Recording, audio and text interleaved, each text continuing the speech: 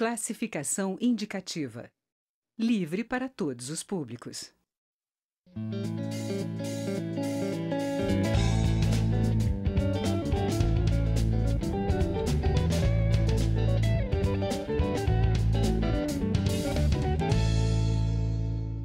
Olá!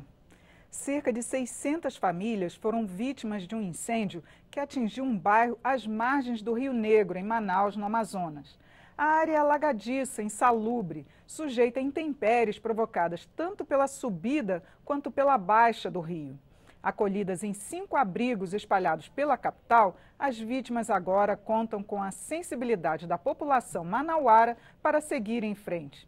E para conversar sobre a tragédia, o entrevistado desta edição do Palavra Aberta é o deputado Felipe Souza, do PHS do Amazonas. Eu sou Regina Assunção e o programa tem uma produção da TV e da Rádio Câmara. Bem-vindo, deputado Felipe. Bom, o senhor que está acompanhando bem toda essa tragédia, eu queria que você contasse para a gente como é que está sendo esse atendimento da população atingida e também dos que estão feridos, né? Correto. Olá, Regina. É um prazer participar aqui do programa Palavra Aberta. De fato, foi uma grande tragédia que aconteceu na cidade de Manaus, no bairro tradicional da nossa cidade, o bairro de Educandos. E é um local que sofre com a subida e descida dos rios e nós temos lá muitas casas de madeira, né, pessoas simples, pessoas humildes que moram nesse local. E quando foi na segunda-feira, a explosão de uma botija de gás de uma senhora trabalhadora que vem chegar na sua casa, fazer o jantar para os seus filhos, a botija explodiu e causou com isso todo esse incêndio, essa tragédia, pelo fato das casas serem de madeira, o fogo se alastrou de forma muito rápido, né? Um bairro inteiro, e não é o isso? bairro inteiro, ficou uma área totalmente devastada, destruída, né, pelo fogo, não sobrou nada. Então foram aí aproximadamente 600 casas. Você imagina que essas pessoas humildes perderam tudo que tinham, né? Então é uma situação realmente de calamidade, uma situação bem difícil. E com isso nós estamos podendo, por um lado, ver a solidariedade de todo o povo, a solidariedade, o bom coração do amazonense, né? Da população se mobilizando para ajudar, dos políticos, das igrejas, do comércio como um todo, né? Então você vê toda uma sociedade mobilizada, né? No sentido de socorrer, de atender e de ajudar essas vítimas. Agora eu queria que o senhor falasse para a gente da participação aqui do Congresso, o senhor como deputado, que medidas foram tomadas para auxiliar essa população? Bom, aqui no Congresso a gente solicitou apoio, já fiz alguns requerimentos, estive lá com o secretário nacional da Defesa Civil, o senhor Renato Nilton, solicitando socorro, ajuda para essas famílias, e ele de pronto também já havia entrado em contato com o prefeito de Manaus, Arthur Virgílio Neto, com ele também solicitando apoio e ajuda, e ele disponibilizou com isso de imediato R$2 milhões, que é o que tinha disponível, não mandou mais porque não tinha no orçamento para mandar, mas tinha 2 milhões, disponibilizou de imediato para socorrer, ajudar essas famílias, né, com salário social e ajudas com alimentos. Evidente que é muito pouco para a gravidade do problema, que precisa, e nós estamos correndo em outras secretarias para buscar mais apoio. Eu tenho agendado já com a Superintendente Nacional do Programa Minha Casa, Minha Vida, a senhora Maria Carmen, né, estou agendado com ela, estarei lá, pedindo apoio também para que em médio e longo prazo se possa resolver a questão habitacional, né? Casas para essas pessoas que perderam suas casas, tudo que elas tinham. Então, pois é, realmente uma medida de longo prazo agora vai precisar para reconstituir todo.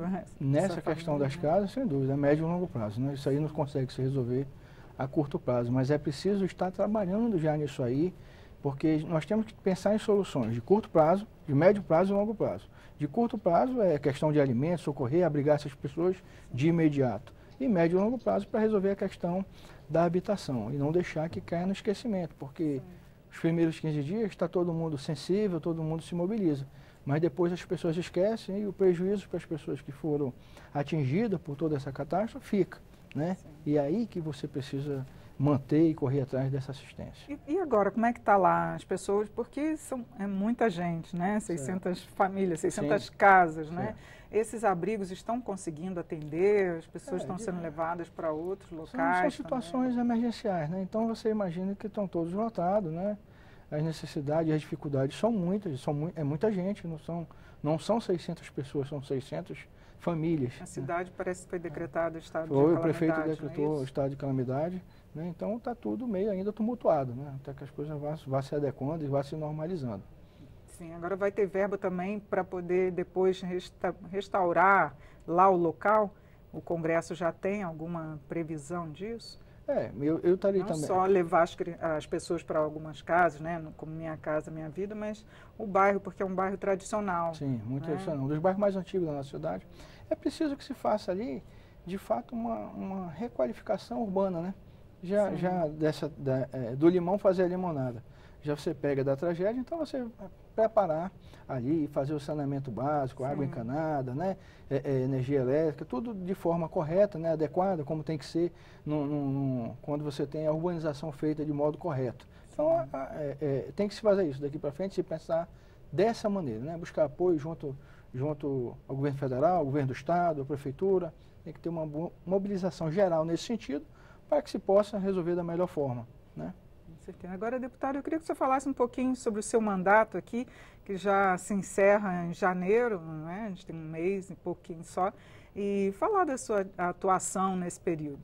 Olha, apesar do nosso curto período como deputado federal na casa, nós tivemos corremos bastante, exercemos o mandato de forma bastante intensa, né? Fizemos vários requerimentos, apresentamos projetos, solicitações e corremos em vários ministérios, fazendo diversas solicitações para o nosso estado, que precisa realmente de muita ajuda em muitas áreas, né? E é preciso, aqui em Brasília, se você correr bastante, você tem muitos caminhos para buscar e levar recursos para o seu estado. Então, a gente aproveitou para não perder esta oportunidade de lutar pelo estado do Amazonas. Inclusive, o senhor foi eleito como deputado estadual lá, e eu queria que o senhor falasse também da sua expectativa do próximo governo e também o Congresso, que teve uma mudança de quase 50%. Qual a expectativa para o próximo ano? Olha, a mudança política nessas eleições foi muito grande no Brasil todo. No Amazonas, por exemplo, os deputados estaduais foi renovado 50%.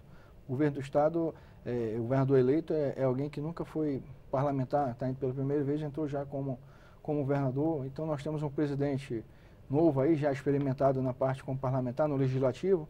Eu acredito que a expectativa é muito boa de melhoras para o nosso país, né? Temos que, como parlamentar também, trabalhar para contribuir com isso, né? Para que a gente haja, de fato, uma mudança política verdadeira, real. O nosso país precisa disso. A política ela precisa passar a limpo, mudar muitas coisas. E acredito que o eleitor, nessa eleição, exerceu, de fato, a sua função como eleitor, pela mudança, como cidadão, né? Varreu muita coisa aí e acredito que os novos que estão entrando vão trazer boas mudanças e bons ares para a política do nosso país. Deputado, muito obrigada por sua participação aqui no programa. Eu que agradeço, muito obrigado.